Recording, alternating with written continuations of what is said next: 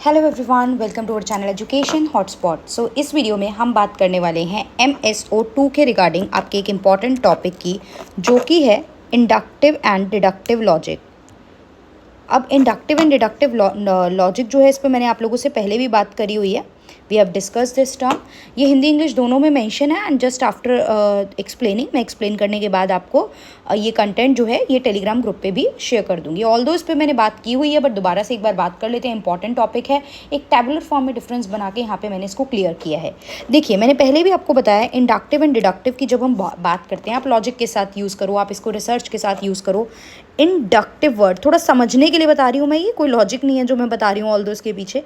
Inductive, इन means यहाँ पे देखिए इंक्रीजिंग में भी इन आता है ना, इंक्रीजिंग ऑर्डर में लगाना। तो जब किसी चीज़ को छोटे से बड़ा लगाते हैं तो हम उसे इंक्रीजिंग ऑर्डर कहते हैं। तो इंक्रीजिंग से आप लिंक करो इंडक्टिव को।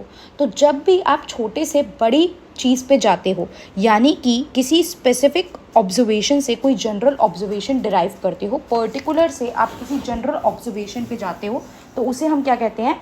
इंडक्टिव अप्रोच कहते हैं, राइट। जैसे कि आपने किसी इंडिविजुअल व्यक्ति के बारे में जान के पूरी ओवरऑल किसी वुमेन के बारे में जाना और ओवरऑल वुमेन को कैटेगराइज कर लिया। जैसे आपने किसी एक वुमेन को गलत ड्राइव करते हुए देखा एंड आपने कैटेगराइज कर दिया कि that woman is the bad driver, right. तो आपने ऐसे पॉजिटिव एग्जाम्पल भी हो सकते हैं, मैंने एक जनरल एग्जाम्पल दिया है। तो जब आप किसी स्पेसिफिक से जनरल कंक्लूजन ड्रॉ करते हो, मतलब छोटे से बड़ा, इंक्रीजिंग, याद रखने के लिए बता रही हूँ ये, तो वो इंडक्टिव हो जाता है। इंडक्टिव मतलब derive general principle from the specific observation, किसी स्पेसिफिक से कुछ जनरल कंक्लूड कर रहे हो।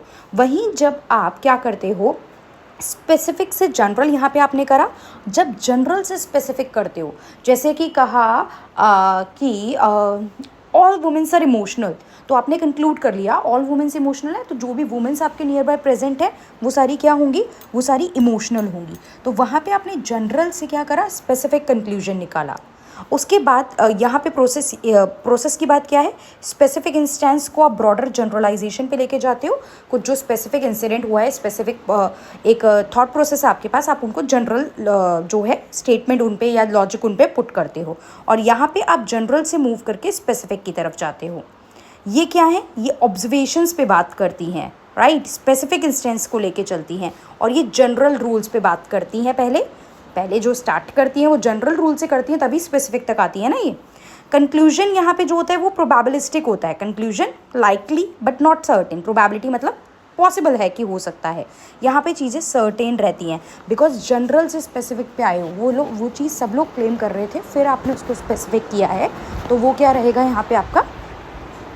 सर्टेन रहेगा। वहीं अगर हम लोग अगला पॉइंट देखें, that is nature of reasoning. तो यहाँ पे जो नेचर ऑफ रीजनिंग रहती है वो एम्पेरिकल रहती है।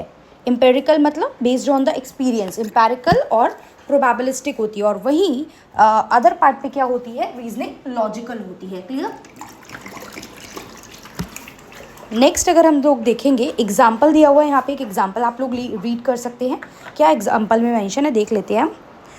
Observing that all swans we have seen are white, जितने भी हमने देखे हैं वो सब वाइट हैं। तो हमने क्या, आपने वाइट देखे हैं, उससे आपने क्या कंक्लूड कर लिया? आपने स्पेसिफिक अभी देखी कोई चीज़ और आपने कंक्लूड कर लिया कि all swans are probably white. Swans होते ही वाइट कलर के हैं। जस्ट बिकॉज आपने यहाँ पे कुछ स्वैंस देखे जो वाइट कलर के थे, तो आपने कह दिया कि स्वैंस वाइट कलर के ही होते हैं। तो आपने क्या करा? स्पेसिफिक को देख के जनरल कंक्लूजन करा। तो एक एग्जाम्पल है। बाकी अगर हम डिडक्टिव की बात करें तो यहाँ लिखा है all man are mortal, Socrates is a man. तो इससे आपने क्या कंक्लूड करा? कि सारे मैन मॉर्टल होते हैं और सॉक्रेट एक मैन है। ये दो प्रीमिसेस थी, इससे आपने कंक्लूजन निकाल लिया कि सॉक्रेट जो है वो मॉर्टल है। जनरल बातें दी गई थी, सॉक्रेट मैन है, जनरल बात बोली, ऑल मैन मॉर्टल है, ये जनरल बात बोली, बट आपने उससे स्पेसिफिक कंक्लूजन निकाल लिया सॉक्रेट के बारे में कि जो सुकरात हैं वो भी क्या हैं? वो भी मॉर्टल हैं, राइट। फिर आर्ग्यूमेंट की बात करें, यहाँ पे स्ट्रॉन्ग और वीक दोनों हो सकता है आपका आर्ग्यूमेंट। मतलब कोई स्पेसिफिक नहीं है कि आपका आर्ग्यूमेंट जो आप बात करें वो हमेशा स्ट्रॉन्ग ही होगी। दैट डिपेंड कि आपका जो मतलब रिप्रेजेंटेटिवनेस है ऑब्जर्वेशन को लेके, वो क्या है, आप किस चीज़ को रिप्रेजेंट करने की बात कर रहे हो। सो वीक भी हो सकता है आपका आर्ग्यूमेंट, लेकिन हाँ सिमिलरली यहाँ पे स्ट्रॉन्ग आर्ग्यूमेंट भी हो सकता है आपका। वैलिडिटी जो होती है यहाँ पे डिडक्टिव में, वो लॉजिकल स्ट्रक्चर पे डिपेंड होती है कि कितना लॉजिक है, ट्रुथ है आपकी प्रेमिसेस में, उस पे हमारा कंक्लूजन डिराइव करेगा। अगर आपका जनरल प्रेमिसेस, जनरल आपकी स्टेटमेंट ही सही नहीं है, तो जो कंक्लूजन ड्रॉ हो रहा है वो भी सही नहीं आएगा। That will also be like problematic चीज़ रहेगी। तो प्रेमिसेस के अकॉर्डिंग चीज़ें डिपेंड करती हैं।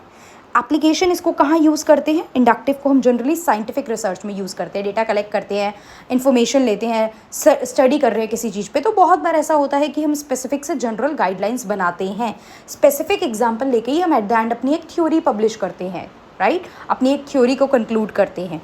तो ये आपकी काफ़ी सारी रिसर्च में हाइपोथेसिस सेट करने में हम इसको यूज़ करते हैं। ये जो आपका डिडक्टिव लॉजिक है, ये मैथमेटिक्स वगैरह में यूज़ किया जाता है कि आप क्या कर रहे हो, आपने एक जनरल स्टेटमेंट ली, थ्योरम ली, फिर आपने उसे एक स्पेसिफिक क्वेश्चन में प्रूव कर दिया। पढ़ी होंगी आप लोगों ने भी, इनिशियल जब मैथमेटिक्स पढ़ते थे तो थ्योरम्स, आप थ्योरम्स को प्रूव ही तो करते थे क्वेश्चंस में जो डिजिट थी उनको लेके। तो वो क्या था, वो थ्योरम जनरल थ्योरम्स थी, उनको आप स्पेसिफिक अपने क्वेश्चन में यूज़ कर रहे थे। तो वहाँ हम जनरल को स्पेसिफिक में चेंज कर रहे थे। यहाँ पे एरर का चांसेस जो है वो ज़्यादा होता है, राइट, क्योंकि ओवर जनरलाइजेशन है। आप एक बहुत स्पेसिफिक बात को सब पे अप्लाई करने की बात कर रहे हो, तो यहाँ रिस्क जो है वो ज़्यादा है, और यहाँ पे रिस्क जो है वो कम है अगर आपकी जो प्रेमिसेस हैं, जो जनरल प्रेमिसेस हैं, वो ठीक हैं। हाँ, अगर जनरल प्रेमिसेस में ही ट्रुथ का गड़बड़ है, तब तो फिर आगे गड़बड़ कंक्लूजन में हो ही सकती है। डन। कंक्लूजन जो होता है वो जो आपने ऑब्जर्व करा है उस पर बेस होता है, व्हाट यू ऑब्जर्व। ये आपकी जो लॉजिकल नेसेसिटी है, जो भी प्रेमिसेस में गिवन है, उस पर डिपेंड करता है, राइट। अब यहाँ पे एग्जाम्पल रिसर्च में जैसे डेटा कलेक्ट करने के लिए अभी मैंने आपको बताया, डेटा हम लोग कलेक्ट करते हैं कई बार, तो हम ये इंडक्टिव रिसर्च ही यूज़ करते हैं, और यहाँ पे एक थ्योरी स्टैब्लिश करने के लिए, और उसके क्या क्या आउटकम निकल सकते हैं, मतलब ये पर्टिकुलर थ्योरी है, इसके आउटकम क्या क्या, ऑप्शंस क्या क्या हो सकते हैं, इसका जनरलाइजेशन क्या क्या आ सकता है, उसमें आप इसको यूज़ करते हो। क्लियर? तो यही सेम चीज़ हिंदी में भी मेंशन है। I will share the notes on the Telegram. Paid class वाले स्टूडेंट को तो मैं व्हाट्सअप ग्रुप पे कर दूंगी, बाकी मैं इसके टेलीग्राम पे भेज दूंगी नोट्स। तो आप अगर मतलब विजिबिलिटी की प्रॉब्लम हो, बिकॉज आई थिंक इस टाइप के कंटेंट में थोड़ा स्क्रीन विजिबिलिटी की प्रॉब्लम आ रही है, एक बार आप लोग अपनी रेजोल्यूशन बढ़ा के भी देख लेना। बट फिर भी अगर ऐसा कुछ लग रहा है तो मैं PDF भेज दूंगी ये वाली, तो आप PDF को एक बार सामने रख के वीडियो सुन सकते हो और फिर PDF को रीड कर सकते हो, जिससे कि किसी तरीके की कोई प्रॉब्लम ना आए। सो आई होप ये कंटेंट समझ में आया होगा और किसी को कोई डाउट नहीं है, and in case you have any doubt तो you know how and where to ask that doubt. So that's all for this. Thank you everyone.